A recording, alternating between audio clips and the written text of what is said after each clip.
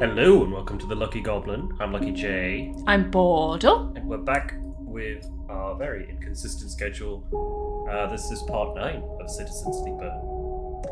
Which role were we? We're the machinist. We Okay. go through this every time. I know we do. I always forget. That's what I have. That's what you get for having 3 different save files. Forgetting every time. So this is Citizen Sleeper part 9. Feels like it's been longer than 9 parts. I suppose it is because we just have dragged it out for a long time. Yeah, so Not dragged it last out. time we had finished part 1 of Flux, which is the stuff with the Flotilla, so I believe we have only one more cycle before we can continue that. We've done the stuff with Lemon Mina. We're just waiting for the ship to basically finish getting ready. Which I think is up here. Yeah, so that's another 1, 2, 3, 4 cycles before that's done. And then it looks like we already had some stuff to continue down here, which was the stuff with Rabaya and Sabine.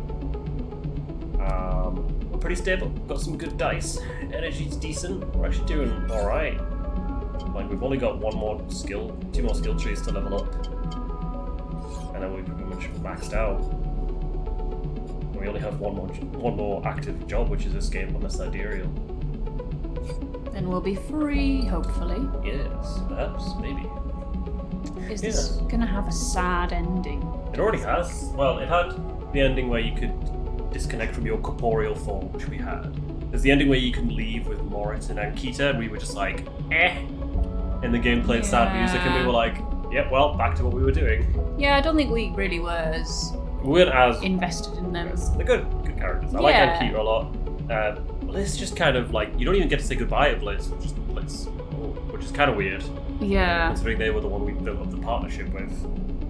But yeah, let's carry on with what we were doing. We don't actually need any skill checks right now, because once we do this, we pretty much just end the day, unless it leads to more missions. Because like, we don't have anything to do. Except maybe grow mushrooms. So let's get started with speaking to Rabaya. As you enter Rabaya's office, you hear voices. Is that Sabine? You push open the door. Sleeper, what good timing. Rabaya calls out as you enter. I wanted to introduce you to someone. The man is standing at the center of the room, speaking quietly with Rabaya. He turns as you come in. Meet Yannick. Sleeper. He nods. Been hearing good things from Raby. He smiled. Sorry. He smiles an easy smile. Good to meet you. Imagine calling someone Raby. Likewise. Likewise. He waves a ringed hand. Raby. Where were we? Actually, Rabaya places a hand on your shoulder. the sleeper was what I wanted to talk to you about. She doesn't spare you a look. What is going on? Well, okay then. Yannick tucks his hands into his pockets. Go on. I'd like to recommend them to your ward. A tiny pause. They have shown themselves to be a capable ally here on the spoke side. But we have more than enough to run our territories. I hear the main block is proving more difficult. Yannick leans forward, slowly. It's a mess, Raby. He waits, his tinted glasses shimmering despite the lack of light in the unit. I could use them, he suddenly decides. Rabaya smiles. Good to hear. I can immediately... Yannick cuts her off with a raised hand. 1 second. He steps 1 surprisingly light step closer to you. You eager to work, Sleeper? What kind of work? Question! Yannick lowers his head and raises it again, as if he dropped something. Nothing new for you, he answers, not quite looking at you. You don't follow. What is he saying? That concludes it, Yannick pronounces. Sleeper can come work in the ward anytime they like. You shoot Rabaya a confused look. Rabaya finally glances at you for a moment, but it is so fast you almost miss it. Good. I know you'll be happy with their work, Jan. Yannick reaches out and squeezes her shoulder. Sure, Amy, he says. Oh, please, he says, turning to face you. Let us old friends get back to it. He guides Rabaya away, leaving you standing alone. You look to Rabaya, but she is deep in conversation, and so, stunned and confused, you leave. What was that all about? Yannick is? He's like Yannick's like the crime boss that was selling. I think he was like, he'd installed all of his gang with monitoring data, which he was selling to a corporation. And that's bad. People don't like that. He seemed so cheerful. Nice. Crime bosses always do. They're always so, oh, I'm just an old man. There's nothing dangerous about me. Okay. Met a lot of them, have you? Yeah, all the time. Yannick's ward. Okay, we have to build up Yannick's trust, which is going to take a lot. And all we can do is patrol the block, which turns out we're really good at. Get plus 2 because we've got high engage. Plus 2. Plus 2. Yeah, we're going to do some ballet on the block. The massive block at the center of Luan is made up of layers and layers of units. Patrolling this vertical city is a challenge. Yannick is a strange character, but he seems to understand the value of hard work. You'll gain his trust with time. Well, we might as well work on this and just get this up. I suppose you can probably refuse for moral reasons. We're not refusing. Well, then there's not really any game. That's the problem. Exactly, with some, yeah. That's the problem with some games where it's like, oh, if you do this, you're morally wrong. It's like, yeah, but if I don't do this, I can't progress the game. The only way to win is to quit. It's like, at that point, what's the point of the game? I am being judged for decisions out of my control. We could probably do this in one day, but let's just do something else real quick. I want to check on our mushrooms. Imagine if we literally gained his trust in a day. I think that would make him a very inefficient crime boss. It's just like, you've been patrolling the ward for a solid 12 hours. Yeah. Well, I think I'm going to take you on as my right-hand man. Oh, okay. I'm going to make you godfather to my children. Oh, okay. This is where we can make a stabilizer with close heads. And we have our little doll here. Oh wait, we can't go here. We've got to go feed the cat. Yeah, that is one other thing of this game where, like, the time scale, if a cycle is 24 hours, then you can basically, like, do 6 weeks worth of work in that short span of time, which is quite funny.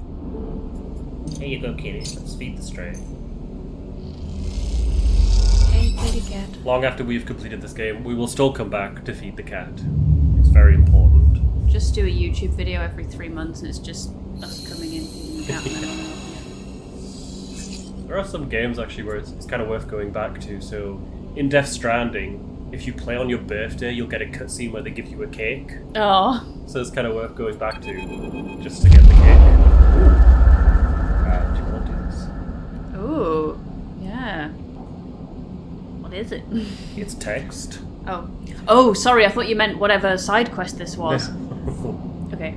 It hits you like a wave, a white-edged breaker roaring inland with the force of the entire ocean. The impact is a screaming brightness, blanking out everything. Behind it is silence. You float in silence, suspended. No, you do not float, you are the silence. It has filled you up. It has emptied you out.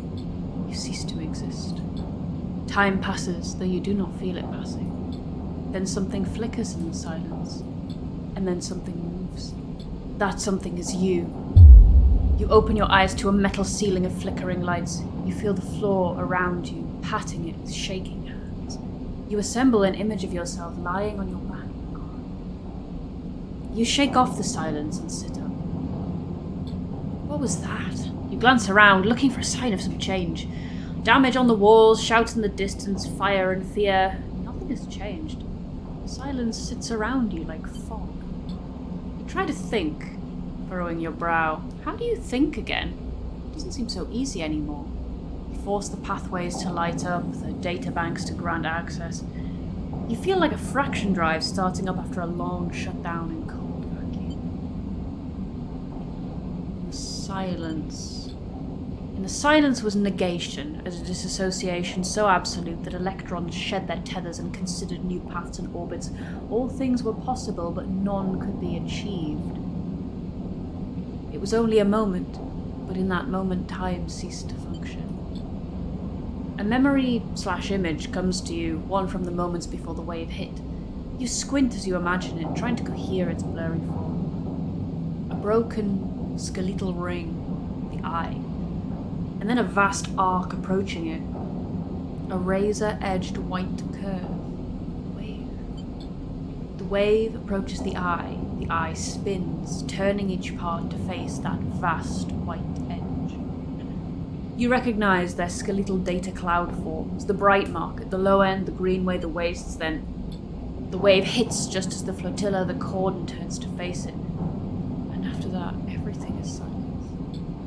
You open your eyes again. That is the epicenter. But of what? Something happened at the flotilla. We should go investigate, I think.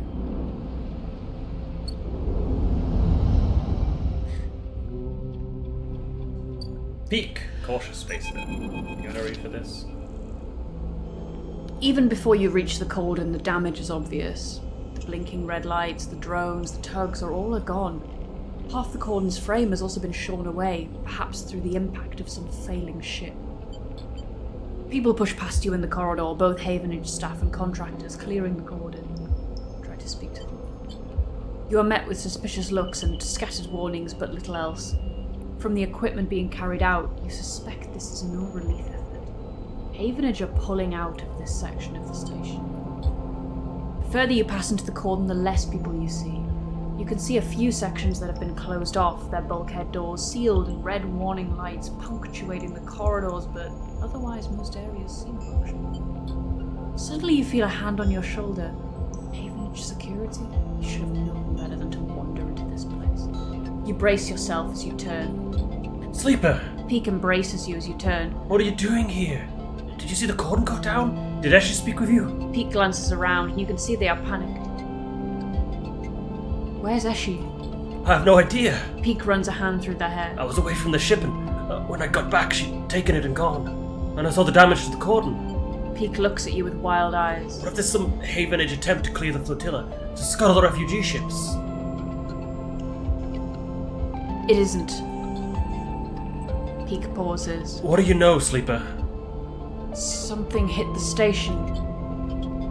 Peak looks incredulous. Hit? Sleeper, we'd all be dead if that was the case. They pause to think. Maybe not an object, but a shockwave? A signal? An EMP would have taken out most of the station, but... Peak runs a hand through their hair. I don't know what you're saying, Sleeper. That doesn't sound... They look away down the corridor for a moment. Look, I have to find Eshe. I'm sure you felt something, but we could talk about that later. They set off down the corridor. I can't sit around talking any longer. Find me on the flotilla. I'm going to find a way to Eshe, no matter what. With that, they rush away into the depths of the cordon, leaving you behind. Seems like you'll need to follow if you want to get any answers. Well, alrighty then. I suppose we should. The cordon, Havenage quarantine. Scrap for passage. You find a small shuttle scavenging supplies from the cordon to take back to the flotilla.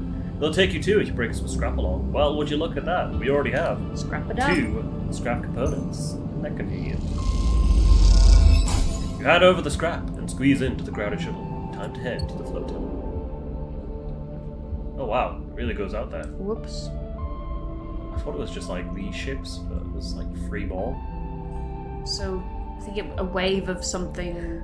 A wave of something struck. It must have interrupted whatever was going on here, and it affected us as well. Big connection.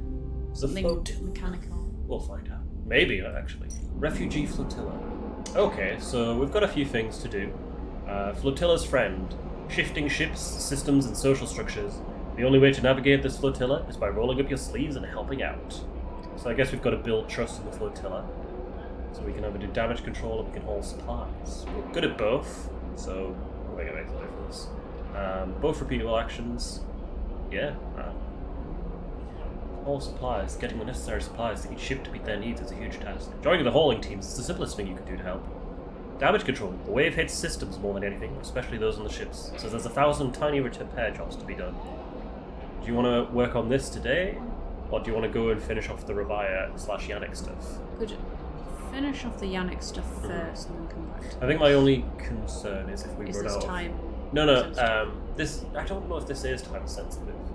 I think my concern is if we run out of content in other places. Ah. You know, like if we finish Yannick stuff and that's the end of that, then we've just got this stuff left to do.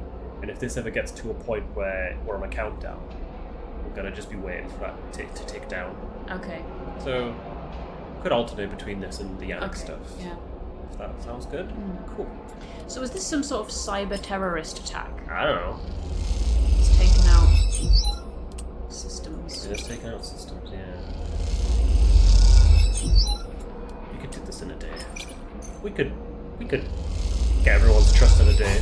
You work on the life support of the biggest tanker, expanding capacity and opening up more bays and bulkheads to move refugees into. We're very trustworthy. Well, we're just really good at what we do, you know. We're just great. We're just so good. People We really listen are. go down. That sleeper is a great citizen. He's a great citizen. Include a tanker's proximity controls, keeping it from drifting into other ships. The occupants are impressed and won't stop thanking you. To be fair, if you did massive jobs like that, people would remember who you are. Model citizen. Beak and Saul. Let's speak to Beak first. Do you want to do that? As you walk into the bay of the climbing briar, the familiarity of the space overcomes any trepidation. It feels good to be back, and the return feels earned, especially after all the work it took to figure out a route through the flotilla's jungle of ships that might lead you to this blue street. You see Eshi and Peak immediately, sitting at the back of the bay, deep in conversation. Their closeness causes you to stop, suddenly aware that you might be interrupting something private. Peak is gesturing wildly as Eshi stares out into the middle of distance, hunched over. As Peak tries to get her attention, she spots you. Sleeper. Yeah, she nods. Incredible work back there. She smiles. Sorry I couldn't wait for you and Peak. The moment I saw the cord go down, I had to get you. Peak shakes their head. Leaping before looking, as usual. Peak smiles. But I'm glad we are all reunited. To be honest, Peak adds. I can't believe it. The Flux event knocked the entire Cordon system offline. The Flotilla is free and Havenage are backing off. They smile at you. You must be our good luck charm. Flux event. That's what the refugees are calling it. Peak explains. Apparently that's what they called it when it started happening around Ember. What exactly is happening? Hard to tell. It's some kind of disruptive wave that only affects electrical systems. Peak chips in. Typically, systems are screened against radiation and interference, but this seems to be dulled, but not stopped by those defenses. Basically, the crisis continues, the cordon may be down, but this brings a whole other set of problems. Eshi paces away. You should tell them, Eshi. Peak glances at her. Please. Eshi doesn't respond. Tell you what. You stare at her back, waiting for a response. Please, Eshi, haven't they shown they can be trusted? Peak nods towards you. Eshi turns, her arms folded tightly across her chest. She goes to start and then stops. You can see the anger in her eyes, but you realize it is not directed at you, or at anyone else. She is angry with herself. I brought weapons to the flotilla, She pauses. and now they're gone. You suddenly remember the sleek crates that were tucked into the bay, marked with the yellow sigils. The ones Eshi told you were just supplies. What were you thinking? I was thinking that if the cordon wasn't going to be lifted, the refugees would need something to change that. She stares at you defiantly. Would you rather they just stayed quiet and died like good citizens? He looks at you. She knows this was a bad move, Sleeper, I promise you. They glance back at her. She's just too proud to admit it. Where did you get them from? XPR. Eshi gestures around the ship. I wasn't about to leave the colony armed when we escaped. I wouldn't trust them not to use them on us. He sighs. I didn't know a thing about them, which is why Eshi is going to be the one to find them and bring them back. Shouldn't we help? Eshi turns. It's okay, Sleeper. I don't want anyone getting mixed up in this. This is my responsibility. She looks away. Plus, He gasps. you and I have work to do. I want to understand the Flux, Sleeper, to study it. Peak's eyes lighter. This thing is changing the entire system, causing problems across the inner system, driving refugees off Ember's moons, and now it's here. We don't do something about it. Peak pauses. It's a problem for all of us. I could see more immediate problems. Eshi sniffs. Peak ignores her. I've been looking at the networks, and when the Flux event hit, it changed things. It shuffled systems, corrupted nodes, and broke open data stores. They take out a slate and show you a flickering polygon. Some of these fluxed nodes have appeared near the epicenter of the event, but I can't get access. You, however, I saw the way you worked with data when we were preparing for the run. I think you could get into these things. I want you to find a fluxed node and bring me anything you can extract. They come and go, but most can be found in the barely functioning networks of the wastes. Peak pauses. Start there. Perhaps together we can find something that might point us to what the flux is, and where it comes from. How will that help? Peak runs a hand through their hair. I don't know, Sleeper. Maybe we can't do anything, but I want to know what this thing is. Ashley looks indignant. Don't waste too much time chasing ghosts, Sleeper. There are people on this flotilla that need any help they can get. I'm sure Sleeper could do both, Ashley. Peak smiles at you. I see you here when you have something. Good hunting. And they wave you out as she stomps away to make plans of her own. Look how they're just like, Sleeper could do this. I mean, yeah, we can, but Cool. Should we speak to this captain as well? Saul, pragmatic captain. Let's start with you until we see what they look like, and then we can decide who voices them. Someone told me I should be thanking you. The voice comes from behind you, cutting through the chaos of the crowded, cavernous bay. You freeze. Don't be afraid now. I've been hunting you, sure. For all the best reasons. You turn to see bright eyes set in a rough face, framed in rusted metal. Should I do Saul? Yeah, I think you should. Saul. He holds out his hand, the other clamped firmly around a knotted wooden cane. Shake his hand.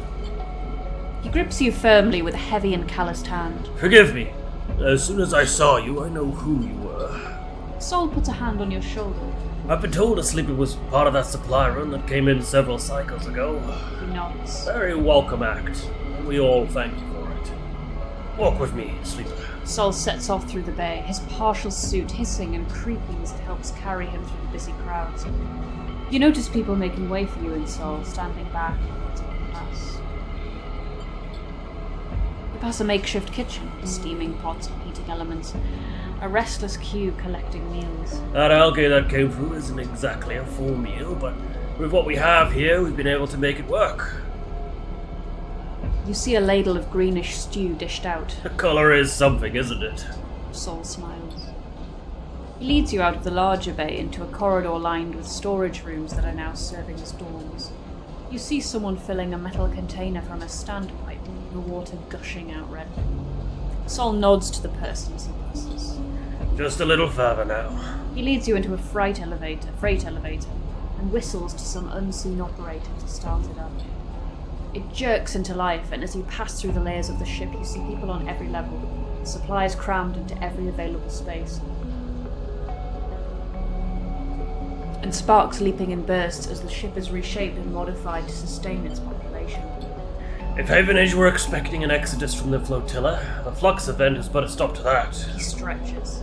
Some have crossed to the eye, but many just to gather salvage or score a hot meal. So the pressure on our supplies is shrinking, but not like I'd hoped. With the Flux reaching all the way out here, people are starting to understand that our journey might not be over. He stares grimly ahead. Suddenly the freight elevator screeches to a halt, and Sol leads you slowly out into a wide room of chairs and terminals, ringed by a mezzanine with a glass roof above, showing the distant hub, and the far curve of the eye beyond. The people at the terminals nod to him as he enters. This is your ship? He nods. That's right. The Pilgrim Seed is mine to care for.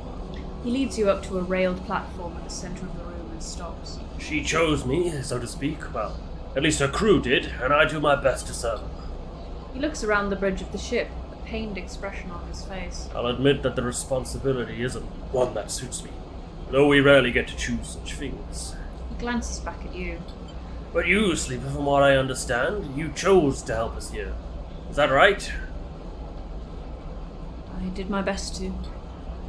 Sol nods silently. But I have to ask you, Sleeper, why are you here now? Sol leans back, and you feel his eyes on you, assessing you. I still want to help. He nods. I've got to be honest with you, Sleeper. I'm not quite buying it. He smiles. I'm not trying to make judgments on your character, but in my experience, people do things for more reasons than just being helpful. I have thousands of people here on the Pilgrim Seed, Sleeper, and there's thousands more out on the Flotilla. He leans against a railing. A lot of them are looking to me to provide some future for them, some path out of this dead end we've got into. And this cycle, this very cycle, the thing we've been running away from, it just caught up with us. But these people are scared, Sleeper, and they're looking to me for reassurance. And then on the same cycle, someone tells me they see you on board. A Sleeper, the same Sleeper they reckon, that wanted so strongly to send a ship past the cordon to see us. Sol scratches at his beard. So the first thing I wanted to do was thank you for that, for your interest. Pauses. But the second thing I wanted to do was to find out what you want from us. His suit hisses and creaks. I think that's fair, don't you? Takes a deep breath. So what is it? Tell me about the Flux. Someone at a terminal calls out to Sol and he shouts some orders back. He turns to you. Apologies. He smiles that half smile. I tell you what, Sleeper, let's you and me make a deal. If you want information, I understand that, but I have a list of needs longer than the rim of the eye itself. He grimaces. So you do some things for me, and then we can talk about what's been happening in this system, and I will answer all your questions, and then some. I may be the captain of the Pilgrim Seed, and she is certainly the biggest ship in this flotilla, but I'm not the only captain here. We have ships here from each of the moons, or from Ember's Half, but there's others from Ember's Song, and even Ember's Step. The moons have been at each other's throats. What with the pressure of the Flux, the bad blood from the old days. He leans in. We aren't exactly all in alignment. What I need is a way to stop things escalating. For the crews on these ships and their captains to feel happy and comfortable enough to forget old rivalries and past crimes. He flinches at something. Those from Ember's Step, well, they've always been proud, but that pride seems to be a barrier to compromise right now. The last set of supplies I sent their way, they refused. Meanwhile, I have a supply shuttle at the docking axis the Ember's Song ships gather at, but they've taken far too many cycles to unload. Maybe if you are heading that way, you can look in on them. I'm no politician, Sleeper, but if I don't... He stops. He leans back and flexes, his suit screeching. He groans a little, and you see the weight of the flotilla sitting on his shoulders. His suit the only thing keeping him vertical with the plunge. Look, you'll see for yourself if you go. Meet the other Sleeper. See what they need. Keep them aligned. He speaks through the pain, his voice clipped. Are you okay? Not really. But as long as this thing holds. He grimaces. I hope Sol grits his teeth. you are what you appear to be, Sleeper. He smiles his half smile, despite the pain. Because I'm not sure I can take any more bad news. Plus, there's plenty to be done here on the Pilgrim Seed, too. If you have a moment to pitch in. There's never enough around here. That's something I have learned the hard way. He settles into his cane, the pain visibly receding. Alright, I have 1,000 things to attend to now, Sleeper, so you'll have to find your own way out. And with that, Sol sits at his terminal with slow care. You head back down in the freight elevator, and as you do, you see again the layers and layers of chaotic life this vessel and all the vessels of the flotilla. You drive. So, yeah, we help out the, oh wow, look at that. We've actually got his supplies through the cordon, not Pilgrim Seed and the half refugees on it desperately need help. I suppose it's halfway up because we got Eshi. We helped with Eshi. Thankfully, we have a good amount of mushrooms. Should we just put those into the pot now? Do it. Our Matsutake caps. We grew these ourselves. We Food did? isn't it? I think we did. Yes. They are very grateful. They better agree. These are our own supply. Oh, there we go. We should have enough, actually. Okay, so we've also got unloading supplies here. And then we can also meet the captain of the Ember's Step. So we've got the half, the step, and the song. It's a strange sight, given your time spent in the Greenway, to see a greenhouse choked in red dust. It piles up along edges, gathering in curving waves, and it is carried by some unseen wind to whirl in front of the glass ceiling. It is a desert in miniature and captured landscape of iron-rich sediment and unseen life. Beautiful, isn't it? The remark comes from another figure standing at the viewing window, so quietly that you hadn't noticed them. Did they just arrive, or were they here before you were? Their cloth-swaddled form reveals little. Looks dead. The figure laughs. It is far from dead. You catch a glimpse of a pale face among the thick material, dark eyes glittering in the red reflected light. They turn to you as the dust swirls. Aki. They smile a tight smile. You are not from the Flotilla, am I right? I'm not from anywhere. Everyone is from somewhere, whether they wish to be or not. The red dust glitters in her eyes. Whether it is a good place to be from or not. Aki gathers her cloak around her shoulders against the cold. What brings you to the Wind's Long Shadow? Wind's Long Shadow? This ship. Aki looks at you curiously. Do you often wander around ships you don't know the name of? You are a strange one. Aki raises an eyebrow. I don't know whether to report you or send you back to where you came from. She smiles to herself. Which is nowhere at all. You glance around the empty corridor, suddenly aware of how quiet it is on the ship. Unlike the other ships you have been on the Flotilla, there is a silent order to the Wind's Long Shadow, and in this moment it feels unsettling. Where is everyone? Aki waves a hand. Asleep mostly. It's night on step, and so it is night here. She rubs her shoulders. At least for those of us who can sleep. Step?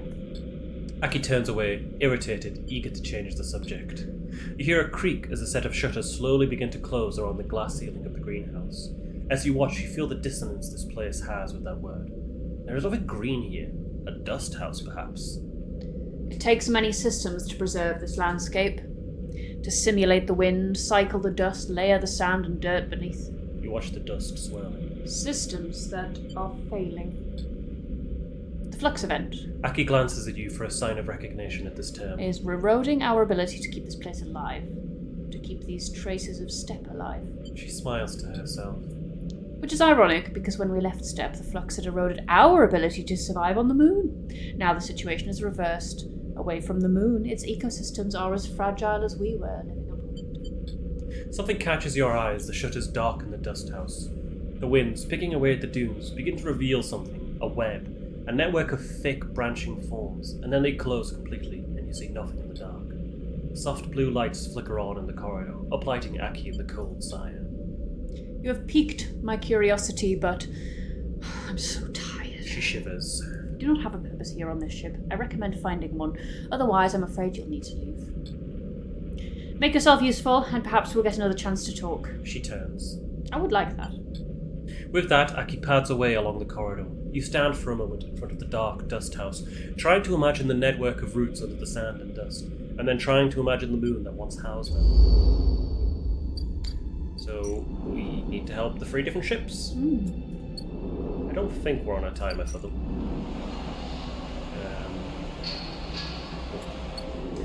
Let's go sleep. Whoa, that was fast. Wee.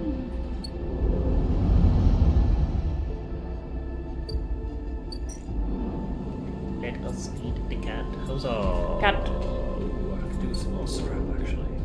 Is the scrap ship here? No, it's not. Damn. We've only got one. Just because our dice is about to drop to M. I think we're about to go from 6 to 5. 5 to 4, whatever. Wow. Might as well buy some stabilizer. It's cheap. Cheap as chips. I'm gonna take some. Don't we? We're so rich. We can just afford it.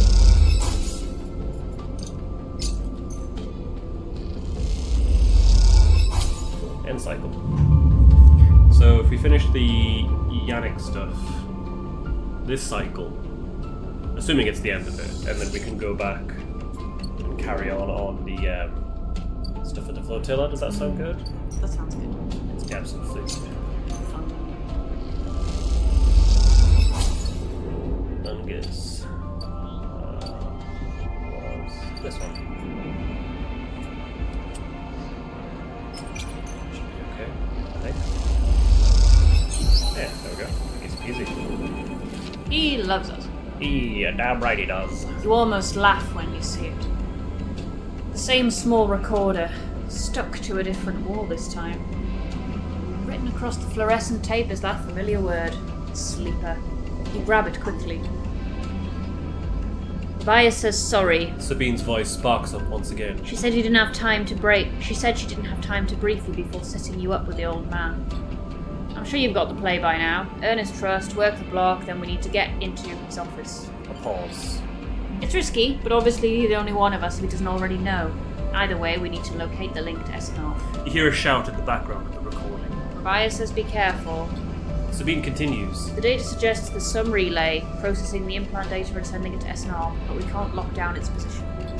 Either he's moving it, or it's moving itself, or it is rerouting through other relays. We can't understand it. Maybe you can find some details on it in his office. Once he trusts you, you should be able to get close enough to get in the office. You'll only get one shot. The recording creaks and whines. That's the final piece of the puzzle to end this. A pause. Good luck, Sleeper. I'm sorry, Sue. Be safe. The recording clicks off, leaving you in silence. You pocket the recorder, just in case, and walk away. Looks like it is up to you. Okay, well, how are we gonna get into that office now? Oh, we're already in the office. Well, how about that? Yannick has asked you to collect his medicine in this office. That was the only chance to find the SNR relay. He so trusts us. Yeah. No, he's like, could you collect my medicine from my office? Yeah, And also, totally, absolutely. on the way, could you... No. Hack into your system. You spot the countermeasure on the drawer moments before you touch it. This has to be it, but you can't rush it. You look at the countermeasure on the drawer. It looks like some kind of shock trap. If you grab the drawer, you'd likely have thousands of volts running through your system right now. You wince. Once you find the anchor point, it comes away easily enough. You prise it from the drawer quickly and quietly, then listen for footsteps in the corridor outside. Nothing. All clear for now. You slide the drawer open, looking for other countermeasures that might be inside, expecting to see a chunk of tech, a relay. But as you slip it open, all you see is a handful of wires and an empty implant crate. Is this some kind of mistake? You freeze for a moment, unsure what to do next. Why keep an implant cradle so carefully guarded? You remember Yannick having an implant, a small plate on the side of his head, just above his ear. You assumed it was for hearing or vision. Those shimmering glasses of his come back to you in your memory. His strange movement, his speech. You look again at the cradle, and there it is, printed on the frame. Propriety technology, property of SNR. Rabia said the relay moved, and they couldn't get a fix on it. What if Yannick was the relay? The thought hits you like a shock. Yannick, with a remote relay implanted in his head, networked to every single implanted enforcer in the lower end. Shudder runs through you. Is he even in control? Or has SNR wormed its way into the man? Could he even be considered separate from the corporation itself? You think of your own legal status as proprietary technology, a puppet with cut strings. Time to cut Yannick's strings then. You reach around inside the cradle and find it. A remote connection, a tiny bead of a transmitter, likely controlling the link to SNR. There it is. You pause for a moment, then you squeeze it, snap it from the frame, and it crumples, sparks, and dies. It takes a moment before the shouts come, before the scream, and you're already on your way out, down the corridor, down through the unit that serves as the lobby to Yannick's office. Then out onto the walkway, where Yannick lies still, enforcers gather around him, amused. Approach. You push through the crowd, and there he is, still, crumpled. You arrange him a little, lie him down properly, feeling how thin his body is under the suit. You wonder how long he has been like this, a puppet for SNR. With the connection cut, nothing remains but his body, which means that Yannick the man was gone a long time before now. You place a hand on his chest. You are sorry for him, but it is done now, and you did not kill this man. You've seen enough.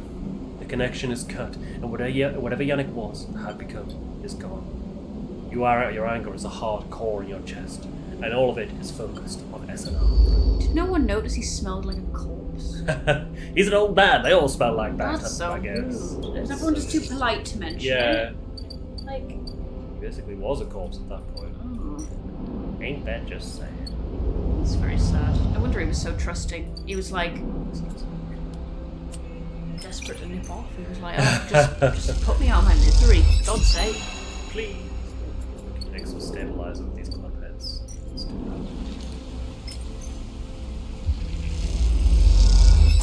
Cool. And we've got some Matsutake which we can give to this place. Cool. So basically we just need to get all 3 ships stable. So this one we just need to make ourselves useful. This one we just need to get ourselves noticed. And then obviously there's the work we need to do for Eshi and Peak, which I assume involves Flux node. Should we do that first? Yeah, do it. Why not? We're here. Might as well while we're here. There we go. Got some Flux data.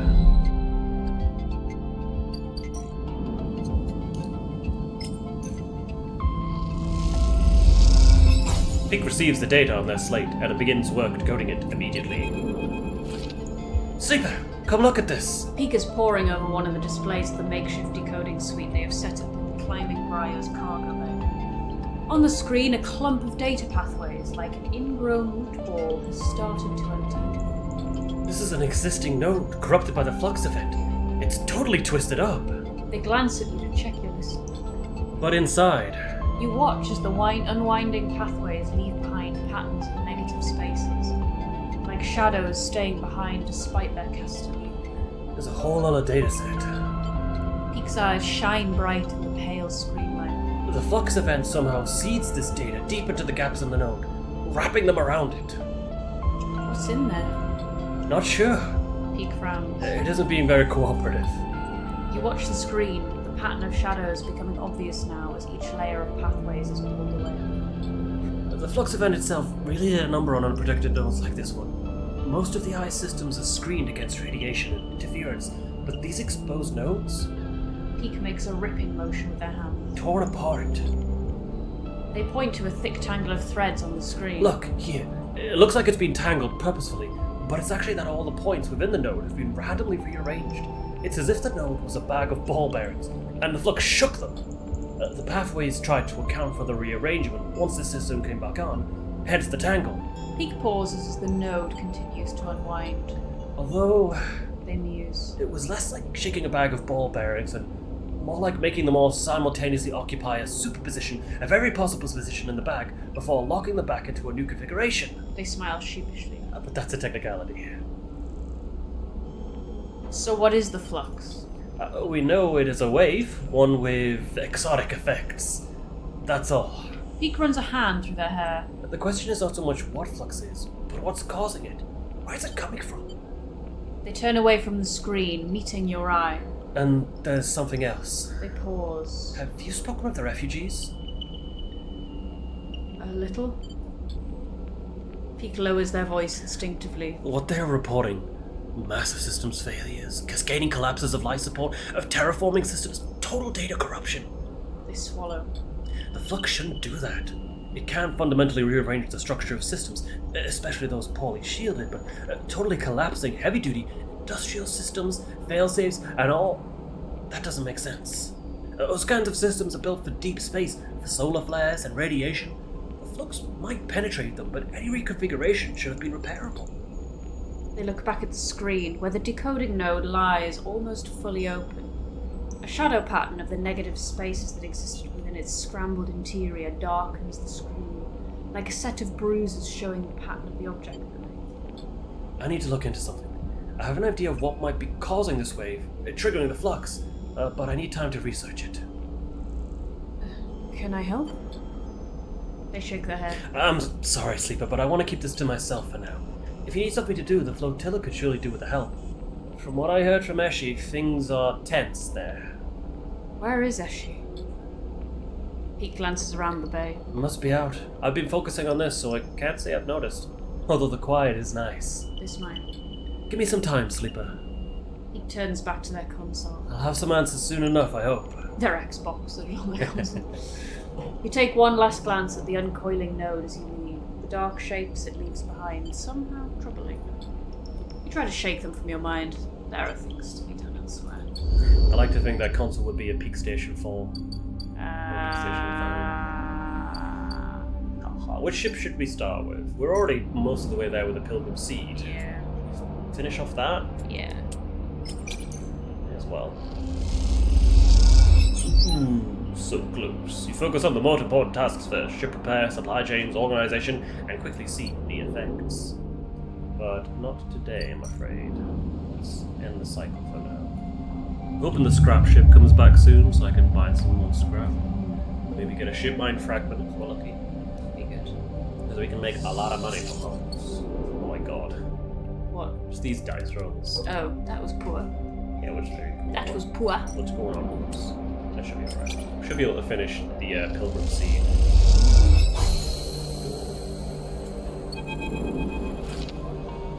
Sol finds you deep in the layers of the Pilgrim Seed, working on a patch for a life support vent. You hear him coming, his suit hissing as he does. I had to ask around to find you. He smiles. You know the place better than me these days. Doubt it. He nods. I was on the crew that built the thing, so maybe you're right. He winks. He holds out a hand. Stand up and let me see you. Pulls you to your feet. I don't believe we ever had a sleeper on Ember's half. He looks you up and down. You sure do make me wish we had. Could have done with a few workers as good as you. Thank you. You're welcome. Seems like I owe you some answers, seeing as you've been working hard on the Pilgrim Seed these past cycles. He leans against a crate, his suit creaking. What do you want to know about? You. He squints at you. You want to know about me? I'm not sure that was part of the deal I was thinking of, Sleeper. Unless you were asking about this. He raps on the metal of his suit. In case you haven't guessed, this is the only thing keeping me vertical. He adjusts a shoulder piece. It's a lifter suit, made for working the fields. We had to modify it so I could walk around after the accident. And that's all I was saying, Sleeper, because to be honest with you, I don't owe you more than that. You want to know about the Flux, about Ember's half? Go ahead. But don't pry into my life, and I won't pry into yours. Sol lets the silence sit, staring hard at the floor. The suit seems to loom over him, looking more like a burden than a support. With the bars around his head, you suddenly start to think of it as a cage. Look, I don't mean to be rude. Let's leave it there. There's too many eyes on me on this ship as it is, and I'd rather just slip into the background. Thank you very much. He shifts on the crate.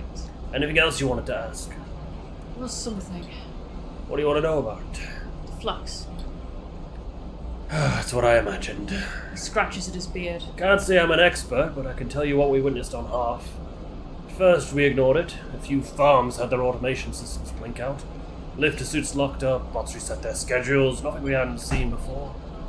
And then the news came out of Passeru that they'd been hit harder. The local network had gone down and no one could get it back up. It was rough for a while, but out of the farmland we were used to that. Passero? Capital of half. Tens of thousands of souls made it their home. Sol grimaces. Anyway, we thought the Flux was a freak event until the day they got the network running again. That's when the cascade happened. System after system corrupted, data lost, and then another Flux hit, and another. The bots were running circles in the fields. People had to be cut out of lifter suits like mine. The city. I never saw it, but I heard from the others. He shivers. It only got worse from there. We couldn't seem to fight it. It cut us right open. That's what I know about the Flux. Some folks say it came from the inner system, that it might be connected to some old tech there or something, but I never heard anything more than this. He scratches his beard. Sorry I don't have better news. Sol shifts on the crate. Anything else you wanted to ask?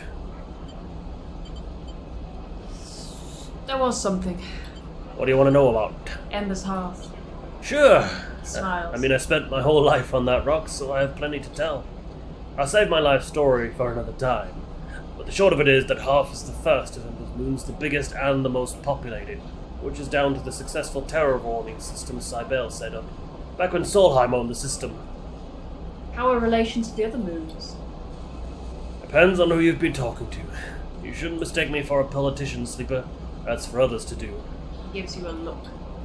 But Ember's Step was a test ground for the terraforming tech that half is built on, while Ember's Song was the extraction site for the raw materials and energy needed to make it work. You can imagine that might lead to some tension. However, He holds up a hand. despite what people might say, half was never fully stable. He shakes his head.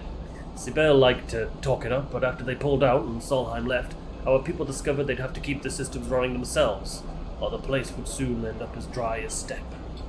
That was good as long as the evaporators kept running, kept filling our skies with clouds. Even after the collapse, our people kept those things going, turning that subsurface ocean into a periwinkle blue sky. Smiles. Flux ended that though, and when they failed, the rains failed, and the harvest with it. He pauses. And soon you have a city without a way to feed itself. Shudders. That's when some of us made the decision to set out on this place He gestures at the hillbilly scene. and look for another future. Anything else you want to ask? I'm good for now. You sure? I'm sure. He stands, flexing against the suit. He takes his cane in his hand. Keep it up, Sleeper. He smiles as he leaves. You're making me think I need to start making new plans for this place. With that, he leaves, and you wonder what he means. As he creaks away down the corridor, you can't help but feel there's more to him than it seems. There we go. I think we can still help out. Oh no, we can't. We've done that ship, so we've just got these two now. You want to do that one or this one? The, what was this one? Like the long shadow or something? Yeah. Should we do that one? Yeah. Let's re-roll those dice, because those are bad rolls. System repair. The crew won't let you into the dust houses, but there are plenty of supporting systems that could do with some love and care. We can give them some TLC. We should be able to get it done in one. Yeah. Yay, come on. Look at us go! We're so useful. Look how. Well, maybe it's. Do we need food? Are we hungry? Where can we get food from? I think the commune. We used to be able to get work at the commune. We can't anymore. It's kind of sad. I think we can maybe buy it from the stacks. Here we go.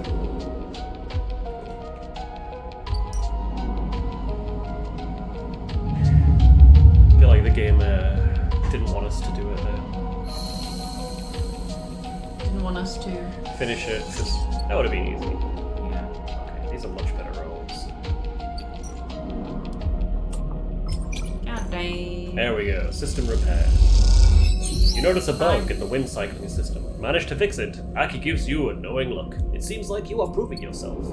Does it mean like a computer bug or like a literal bug is in the wind tunnel? What kind of bug? Right. I see you've been contributing. Aki stands next to you at the dust house window. I was unsure what to expect when we joined the Flotilla on its voyage to the Eye. But after the journey across the system, then the quarantine, and then the Flux reaching all the way out here too. Aki stops herself. Thank you. She bows a little. The other ships have only been interested in sending us supplies, but we grow all we need. She gestures at the dust house. What the dust houses need, that is the problem that concerns us. She smiles and turns to you. Shall we go inside? To the dust house? Where else? She taps away at a panel by the window. Seems only fair that after our help with the support systems, you get to see what it is you're maintaining. Aki leads you to an opening beside the window. You pass through a dark, changing room. You notice Aki is sliding on an oxygen mask and visor. She looks at the swirling dust inside. Inside is just like Ember's Step. Thin atmosphere, constant dust storms. Nothing that will bother you. She passes you a mask. The dust isn't exactly pleasant to inhale, however, so take this. You hold it to your face. She leads you through a short decontamination tunnel with its fizzing panels of purifying light, and then through into the dust house. Immediately the wind and the heat hits you. You feel the rough waves of dust scattering across your face and peer through the amber murk. Your feet slide on shifting piles of sand. Welcome to Step, or an emulation of it at least. Aki's voice sounds distant, echoey. The terraforming process only managed to provide a limited atmosphere around the moon, one which is slowly escaping. It's been like that since I was born, so I got used to the idea. You catch her bright eyes through the amber dust. So did everything else that lives here. You feel something hard beneath your feet, beneath the sand, like a coil of rope. What is under the sand? This is steppe silk. It's one of the plants we established on the steppe. She kicks away some red sand. Like any bast fibre, it can be retted and woven into clothes. I'm wearing some beige from it myself. It's one of many species adapted to steppe since the Solheim collapse, which is why it must be preserved. She stares out into the swirling dust. It is as much a refugee as we are, and the dust houses hold hundreds of other species. You look at the pale, unassuming root threaded quickly through the sand. Aki watches you silently. Had enough? It will be easier to speak outside. Aki leads you back out through the decontamination tunnel, which blasts the dust from both of you with a burst of metallic tasting air, and into the changing room. Aki hangs with both the masks, patiently awaiting your questions. Why bring plants with you? These are more than just plants. This is our way of life. Aki looks exhausted. The steppe silk cannot survive in any other conditions, neither can the others. The steppe itself. Aki pauses, pulling her shawl around her. She looks small and pale inside its layers. Steppe was already a doomed world. She sniffs. When Solheim gave the terraforming contract to Cybeal, they believed they could build an atmosphere. The moon's erratic orbit made it impossible to maintain. By the time of the Solheim collapse, the atmosphere was already fading, and Cybeal's attention was on Ember's hearth. After the collapse, Cybeal fell too. Its researchers scattered across the moons, and any central organization lost. Since then, my parents' generation worked tirelessly to survive, to adapt what we had to the failing moon. The steppe silk, the other adapted species, and the life's work of the steppe's colonies. So when the Flux started to collapse, our computer systems corrode and destroy our life support, our water supply, our agriculture, or we had to... She sits heavily on a nearby bench. Soon the only traces of steppe will be on this ship. Aki begins to cry quietly. You weren't sure what to do. Sit beside her. You sit on the bench beside her as she sobs. You understand why this ship, why the refugees from Steppe are so different. Their world was already dying when the Flux arrived. Ember Steppe is a terraformed moon, a partial atmosphere, established colonies, agriculture, and yet when the Flux event started, its people had to leave. You think of the eye and the delicate web of decaying systems it rests upon. What hope does a ruined station have against a wave that corrupts, corrodes, and collapses? Aki interprets your thoughts, rubbing her eyes. Not everyone left. There wasn't room to take all the people and fill the dust houses. My parents, their friends, and many others stayed. She sniffs. Carried a step for them. Perhaps there is hope. We learn not to talk of hope on a dying world. There is meaning for them, and any future they can build with the time. She stands up. I wanted you to understand the importance of these dust houses and what they contain.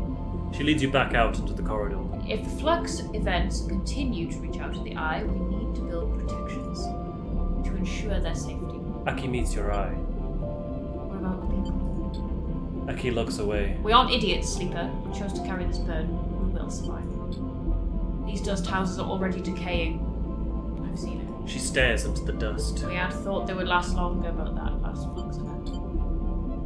Help us. She looks at you. Please. I will. When you're ready, we'll begin the preparations for reinforcing the dust houses. We need to be ready for the next Flux event. Aki's eye shines with the last of her tears. She takes a breath. I will see you soon. Aki drifts away down the corridor, leaving you alone once more at the viewing window, watching the ragged, delicate traces of the moon known as Ember Steppe. So here, we just need to do step silk care and dust house shielding, and that should hopefully preserve the dust houses. We still need to get access to this last ship. Want to do that? Yeah, Or do you want to focus on the dust ship? Let's try again. Yeah, the sole shipment of supplies. It's partially unloaded, the crew absent. If you want to help, the best way to finish the job. The best way would be to finish the job. Let's get people's attention.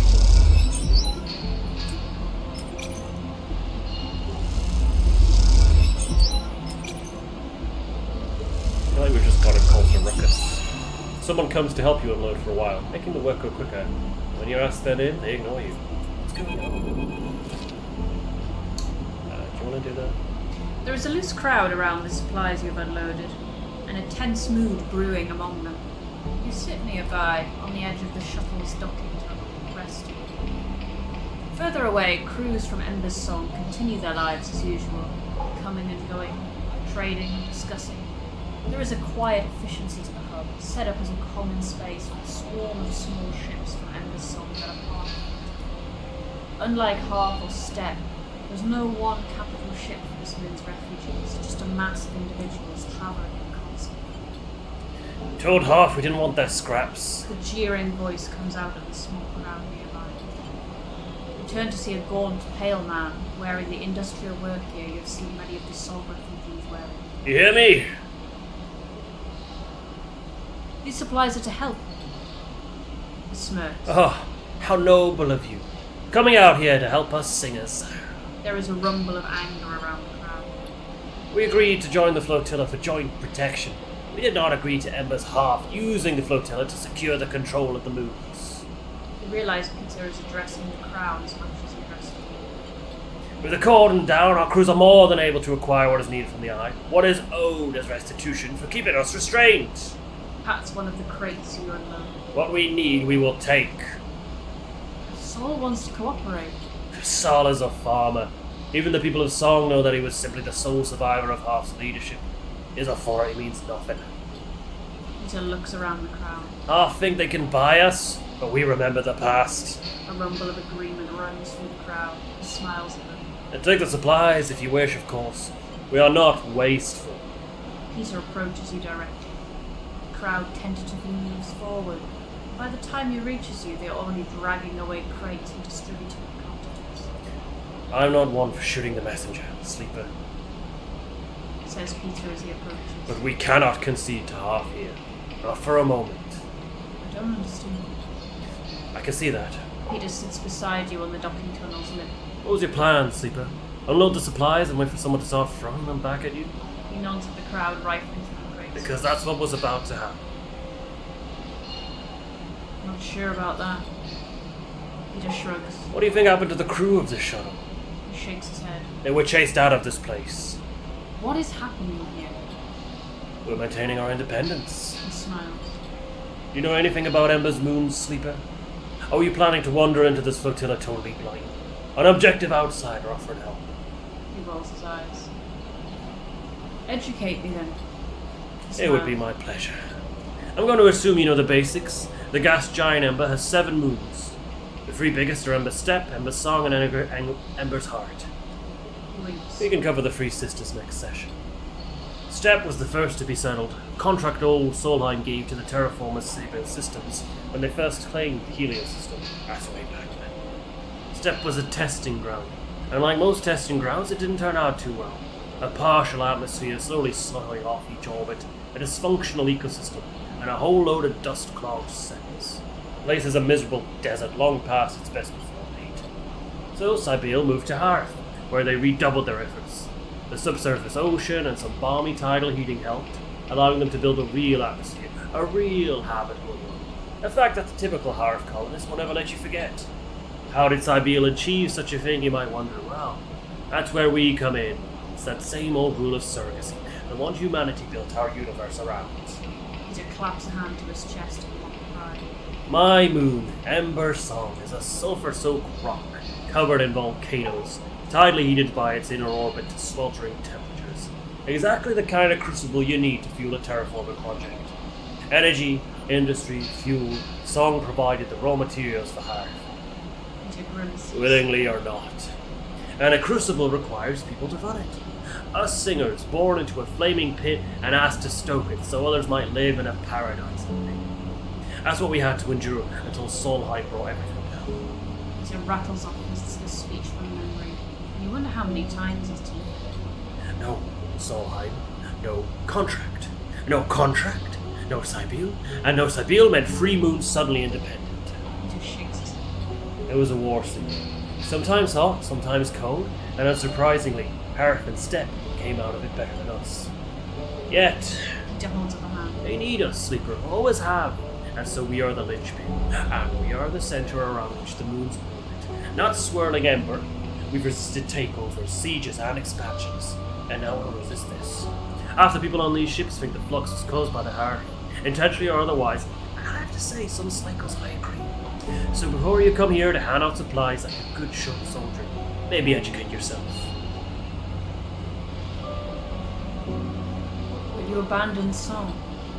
Peter bristles. I want you to imagine what it is like to try and live on an airless, volcanic rock when every system that sustains you starts shutting down. He spits and wipes his sleeve across his mouth. We abandoned nothing. Some stayed, others left.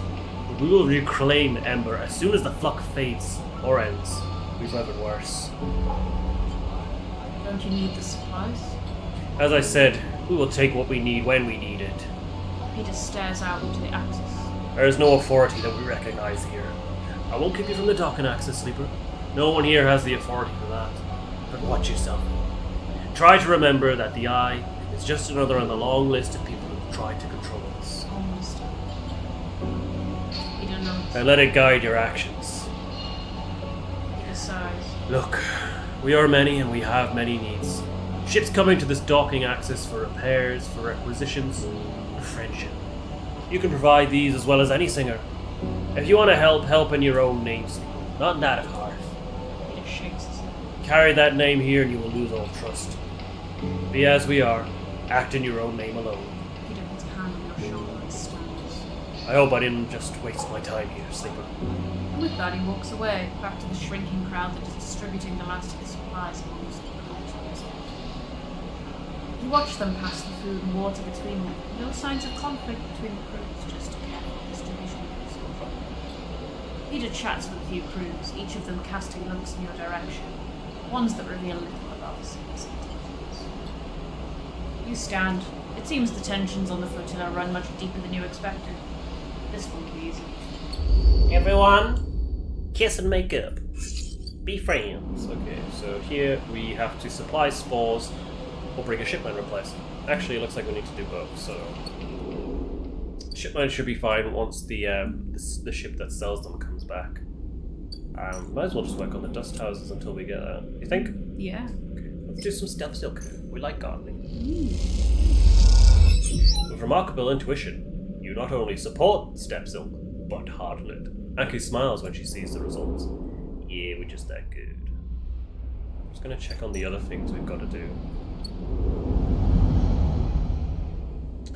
This has 2 more cycles, and I'm not sure about up top. I'll check that next time. Let's end this cycle for now. Excuse me.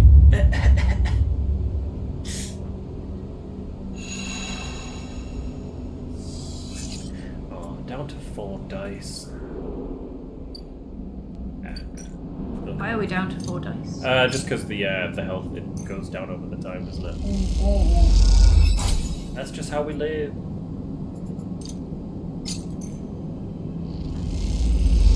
I would usually use a scrap to repair myself, but because we used it to get into the flotilla, we can't do that currently. And it's going to be another 4 cycles before this comes back, so it's going to be a while before we can get a ship mined.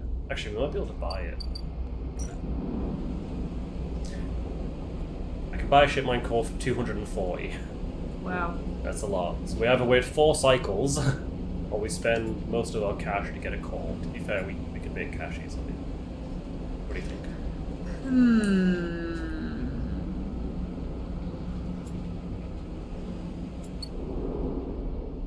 Just gonna get some food while you're doing your thinking. Let's get a ship mined. We do need it for this, the Embers. Was it the song? The songers? The steppers and the harfers. Ah. Why do they all sound like hobbits? The singers, the steppers. Stingers, the steppers, and the harfers. I'm just gonna check when Lemon Mina's. But they haven't been having a nice hobbit time. Okay. At the end of the day, we'll get Lemon Mina's ending. Oh. Yeah. I hope that's because that would be extremely sad. Is that the one? Is that the one you want to be like our quote unquote canon ending? Yeah. Oh, that's nice. I'm gonna collect some switches.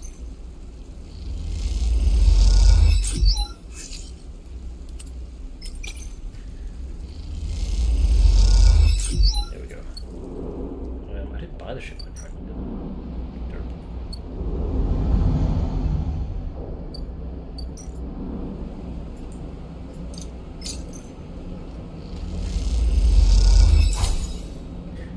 Oh, that's the only shipmine we can buy from him. Ah, okay. Damn. Well, That's a good thing we saved it. We're pretty close to being able to get another one, to be fair. This ship. Here we go. You guys take that. One of the Singer's crew is looking for a shipmine to replace their Flux damage core. Maybe you can help them acquire one. I'll do my darndest. We already have one. You supplied the shipmine, but in a way it seemed to only make the crew more suspicious of you. Seriously? One of the ships is trying to establish a mushroom farm to help field the crews. They are looking for spores to get them started. Well, how about that? I just happen to have some. The spores have been seeded, and while some may be suspicious of your efforts, crew by crew, you'll convince them. I think we convinced them. As you cross the axis, looking for a shuttle to take you back to the ruined cordon, you spot Peter standing at the edge of the central hub. Something about the way he's leaning against the rail, looking down across the axis and towards the blinking lights of the flotilla beyond, makes you pause. He's completely still, his head drooping low and his shoulders hunched high.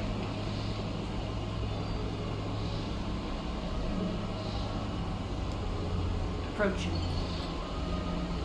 You lean on the railing a little way from Peter, leaving a gap between you. This close, you can see the blank stare in his eyes, the way his hands hang limp in front of him. It takes a minute to notice you. Sleeper! He inhales sharply. Still hanging around? Trying to be useful? Peter smiles a tight smile, but doesn't turn to face you. That a sleeper thing? Needing to be useful? It's a me thing. It would make sense. Peter closes his eyes. Tools need to be used. What's with you? Peter stands back from the railing. Who invited you, Sleeper? Who said you could come here? You think because the Harfords decided to name you their errand boy we have to put up with you? We don't want you here. We don't need you. His eyes burn with rage. Go home, you stupid machine. A second after he shouts that final line, he collapses in on himself, staying upright, but all the energy going out of his body. He slumps back against the railing, his eyes closed. You wait. After a while he speaks. I'm tired, Sleeper. Tired of everything. Tired of the empty paternalism of Harf. Tired of the paranoid whining of the crews. Tired of endless cycles that look the same, smell the same, feel the same. Tired of running and hiding and fixing every shitty thing that breaks out here. A shout echoes a little in the hub. Fuel stops to look. He looks down at his feet. I get it. Peter nods. I'm sorry, Sleeper. He sighs. Something is... I don't feel okay. Just tired, I think. Really tired. He stands. I'm gonna go He looks at you and sleeps. and get some sleep. Sleep well. Peter nods slowly, turning away. He raises a hand and drifts away towards the centre of the hub. You turn back to the railing, not wanting to watch him go. Seeing him like this, you prefer not to stare. The traffic of the axis rumbles on as you watch under an endlessly shining sun. The same air recycled through all of these hubs, the same dust gathering speck by speck. You take a sharp breath, stand straight and get moving before the inertia of it all gets to you. Well, damn. I don't know about that. I don't feel good about that. It's okay, we can still offer our assistance. So we've got the Axis job board. The Axis houses an overflowing job board of engineering tasks requested by the crews. You can help out here. We can socialise with the crew. The Axis is as much a social hub as it is a supply hub. Keeping good relations with the crews will help them trust your work. The more work you do for the Singers, the more you get to know the crews, the more they will trust you. Cool.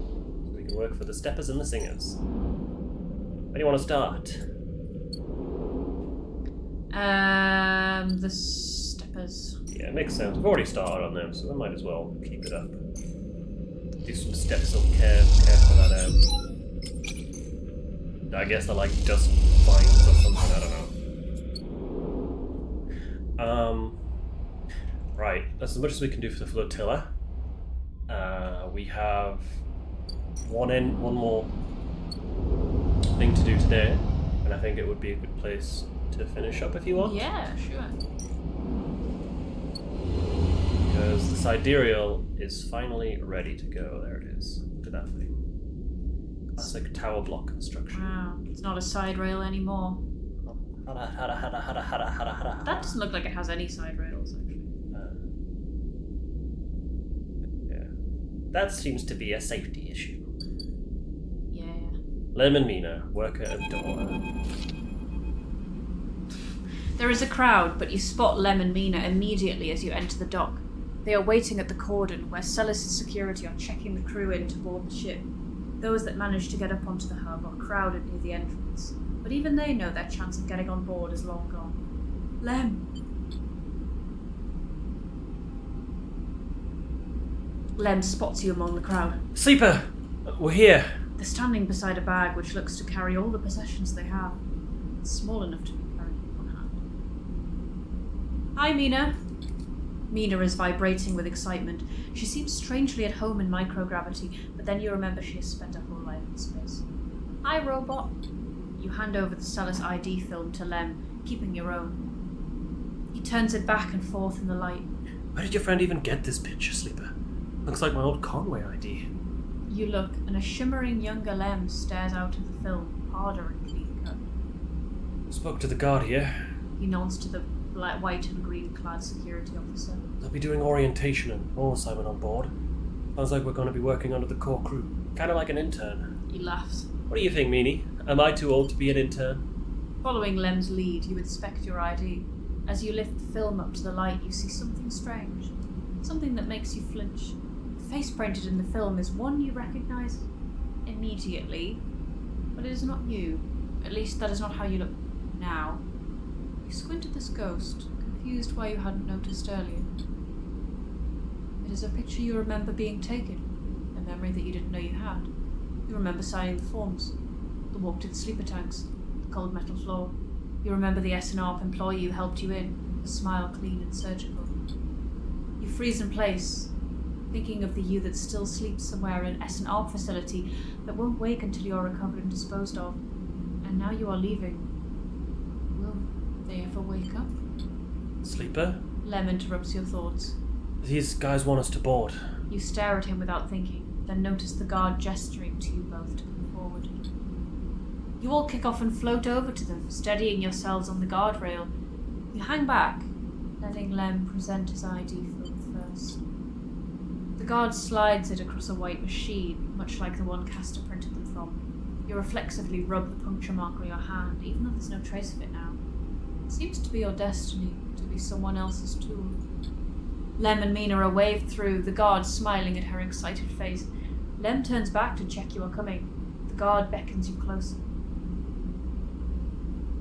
If we board now, can we finish the rest of it? I think so. I think, like with the other endings, it takes you back to before, I think, I hope. If it doesn't, that's kind of awkward because it means we abandoned the refugees, but hey ho, I'm sure they'll be fine without us. Shall we go?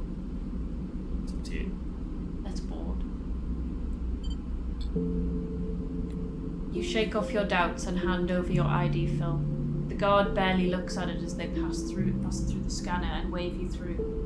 A new life built from old things. You okay? Lem asks, concerned, as you catch up with them. You are so slow, robot, Mina teases, grabbing at you with small hands. Just making sure. Lem nods, and you realise how much harder it must have been for him to cross that threshold. Mina struggles in his arms, trying to get to you, but Lem relents, struggling with both the bag and his daughter. Mina tumbles through the microgravity and grabs onto your clothes for purchase, pulling herself into your arms. You all proceed up the walkway, the entrance to the docking bridge yawning wide in above you. Are we family, robot? Mina asks you as you move, taking you by surprise. I guess so. Mina smiles and presses her head against your chest, pleased by your answer. You keep moving up into the docking bridge, then along that thin, glass-walled connector, all the time Mina clutching onto you. The lack of gravity means you can't feel her weight, only the grip of her small hands on your clothes. You both stare, wide-eyed, at the vast hull of the sidereal horizon, and try to think of this huge machine as a whole. Later, when you settle in your bunk, after Mina has finished running back and forth between you and Lem with an endless and infectious excitement, you find yourself looking at your ID film once more. Somehow, since the last time you looked at it, the image seems to have changed. It's still a picture of the old you, the person that signed up to have their consciousness copied and placed into the ownership of SNR. Something else has crept into the image, an underlying sense of self-identification. This is also a picture of you now. The you that survived the eye, that made friends here, that found a way out, that escaped against all odds. That other you might never wake up, they might never live again. But so be it. They consigned you to a doomed life for their own gain. Their life is yours now. You will live it better than they ever could. You lie back on your bunk as the thrust of the side rail's vast engines kick in. This feeling, this rumble, will be your constant companion for the next decades. It will be there when you work, when you watch Mina grow, when you dream of the planet at the end of the journey. It will stay with you when your body starts to fail, despite the best attempts of Lem and Mina, as the years stack up and exceeds its safe operating period by a decade. It will be the thing you wake up to in those rare moments of consciousness, in between which Mina will keep you in a frozen state in the hope of preserving you until your destination is reached. It will still be there when Mina wakes you, tears in her eyes, to tell you of Lem's inevitable death, and it will not relent, despite your desire for a moment of silence. It will be the final thing you hear, as Mina shuts down all but the most vital of all your functions, and hopes beyond hope that you make it to your final destination, all the while doubting that you will. But for now, in this moment of departure, it is still a new sound, a new feeling, and because of this, it is filled with the promise of the future. And so you settle back on your bunk and close your eyes, and in moments you are sleeping, perfect, dreamless sleep, the most peaceful that you can ever remember.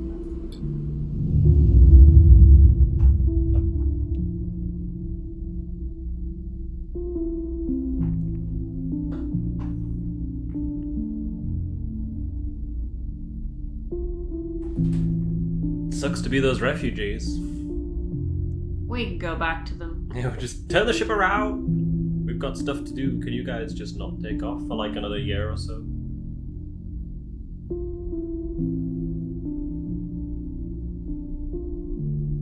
What did you think of that ending? Yeah. I mean, it was sad, but I feel like they made it sad because they were like, okay, by the way, in however many 10 years, this is what's going to happen. Yeah. It's like, don't tell me that. Yeah, because it's a generation ship, so it'll take decades to reach a habitable planet. So like, Lem will grow old and eventually die, and Mina will grow up. And the sleeper the sleeper form only has so much in it. Like, yeah. Unless we find a place to grow those mushrooms, we're not going to get any stabilizer. If anything, we'd die within a few cycles because like we only had like 2 stabilizer on us when we left. Wow. Yeah, so we had like maybe 3 weeks worth of life before we just shut down. The game was like, you'll last decades. And it's like, well, according to our resources, we're probably going to die within the next month, so it sucks for us. It felt like the right thing to do, though. Leaving with Lem and Mina, yeah. I like it. I dig it. Feels like, because it's like, it kind of happens towards the end, so like you've already done quite a lot by them, and it feels like Lem and Mina, you see a lot more than anyone else in the game. Yeah. I'm just gonna load it back up and check where will it pick up. Like, does it give you the choice again, or does it just kind of be like, oh, you're back on the eye? It was a dream. You never actually meant to go. Just gonna have a look and see. Will it just be gone? That'd be trippy. That would be trippy. Or it's like you get to choose again. Yeah, we get to see the alternate. Okay. Do you want to see the alternate ending? I'll just skip through it to the... and we can finish up. Yeah. Because we'll have to do it. We'll have to click on that eventually to continue. Yeah, okay, yeah. So I'll just skip through the dialogue.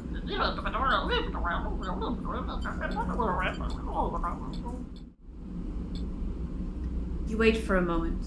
You need to wait for a moment. This is all happening too fast, changing too much. There are so many questions you have, so many threads to catch hold of, and yet here you are, boarding a ship to who knows where on a journey that will take decades. You consider, is this really what you want? How will you even survive? You suddenly feel dizzy, unsettled. You can make out the concerned look on Lem's face as you hold back. The guard gestures again. Mina's eyes looking back at you are so bright in the starlight. Stay on here. You can't do it. You can't get on that ship. You turn away quickly, trying not to look at Lem, to look at Mina, to meet their eyes. You turn away and kick off hard from the guardrail. When you reach the far wall, you turn back. The scene continues in front of you as if nothing has changed. The next set of people are boarding. The crowds are still gathered at the cordon. The side rail horizon still blinks, its yellow hull bright against the stars. And there are Lem and Mina, gliding up towards the docking bridge, bag in hand. Lem is facing away, focused on the steady climb, but Mina is in his arms and is facing back towards you. You watch her face, confused, sullen, but twinkling with a growing excitement as Lem carries her forward. As you watch Mina, you think about your future, about the future you might choose. You know one thing for certain, that future is on the island. You no longer have any enthusiasm for being carried forward by the dreams of others, for grand futures that unfold like angelic wings across the horizon. The future is being made now, on this spinning ring among its people and its systems. You are sure of that. But as you watch Mina disappear into the entrance of the side rail horizon, and much later, when you watch the ship pull away, you feel a sense of longing. A longing to be carried. Not by the systems that spin the suns, or by the corporations that run the colonies, but by love towards an uncertain future, just as Mina was. That, you think, is the future you wish to make here on Erlin's Island. That was more of a bummer. Oh. Yeah, like you don't even say goodbye. You're just like, It's psych! like, psych, see ya, sorry. You just bamboozle them. Yeah, oh, sad. Especially the alternate where Mina's like, are we family? And it's just like, no, I'm gonna go now. A strange choice. Oh, you did cast it, didn't you? Yeah, I can't remember any. Who cares? Who cares? A strange choice. Castor stands beside you at the rail, watching the pinpricks of light from the sidereal horizon's drives disappear. But perhaps not unexpected. You turn to look, and Castor is beaming at you with an unsettling warmth. Aren't you angry? About what? He squeezes your shoulder. I only wish for you to exercise that strong drive of yours. If it happens to align with my own, then that is pleasing to me, but if it does not, I cannot push you. What about the Stariel? Castor looks out to the stars. I will do my best to follow its progress. Pauses. Celis itself is more concerned. Sendre Celis has taken a step back from the public eye. It seems some internal struggles are playing out within their pristine walls. He sighs. I doubt core politics are of much concern to you. Castor moves down along the rail. The eye, though, that seems to be your primary concern. Am I right? I have unfinished business. He pats you on the back. Don't we all? It is the nature of life to leave things unfinished. I have more projects than I can count, so many games still to play and things to learn. May our own future cycles be as fruitful as my own. Castor turns and starts to clunk away in his mag boots. I'll be keeping an eye on you if you don't mind, Sleeper. He waves as he walks. My curiosity remains with me. Once he leaves, you stay a little longer at the rail, watching the stars. Imagining the look on Mina's face when she sees Celis 1 for the first time. Imagining the excitement when she first touches its soil. The joy when she first stands outside in the rain, laughing. Those images, though they will not happen for decades, are what will carry you through this cycle. And perhaps the next one too. Oh, well. Decades is a long time, ain't it? What if now she's like 6? So would she be like... 40s maybe, 30s, 40s.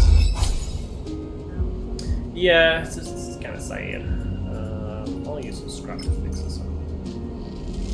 And then we'll end the cycle and we'll light things there. And I think that's pretty Yeah! Nice to get back into this. Ooh. There we go. I think, yeah, probably get it all done. Then, I don't know, maybe one more recording session. Yeah, let's hope. Cool. Yeah, we'll go ahead and finish things there. We've got some stuff to pick up on with Rabaya, and then obviously the Flotilla stuff and the Flux event to get through. Yeah, go ahead and end it there. Yeah. Any life lessons for us? If you tell somebody that you are going along with them, don't change your mind at the last minute and don't not go with them. Don't change mind at last minute.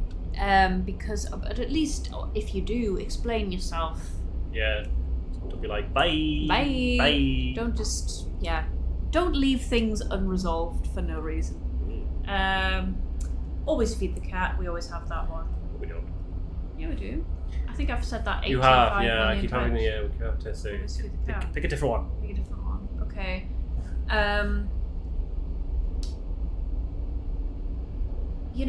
I think about Peak and how they are such a simp for what's she called? Eshi. Eshi. Can you blame them? Well, What's your life she's lesson? just so What's your- rude. What are you I'm getting just, for? I'm just saying, look, it's one thing to be down bad, but stand up for yourself. Don't be don't be walked all over. Okay. Come on, Peak. Okay. Talk back. Don't be a pushover. Yeah, Okay. that's what I'm saying. Come on. Okay. And my third life lesson is help the refugees. Yeah. All right. Yeah. Put that in. Sounds good. Very good. Cool. But yeah, thank you so much for playing with me. You're welcome. Enjoyed this. I quite a enjoyed lot. it too. And I'll catch you next time when we play. Yeah, I won't see you at all until then. yeah. It was nice seeing you. Now bugger off. I'm done with you. Be gone. Until next time. Bye. Bye.